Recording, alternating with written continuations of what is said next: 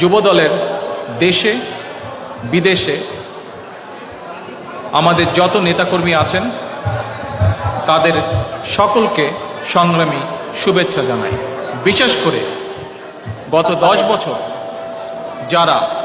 বর্তমান স্বৈরাচার সরকারের বিরুদ্ধে তাদের অত্যাচার, জুলুম, খুন,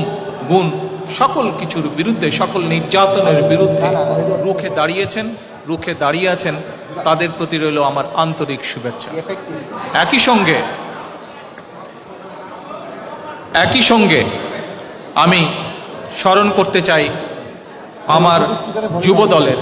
সেই সকল নেতাকর্মীকে যারা বিভিন্ন সময়,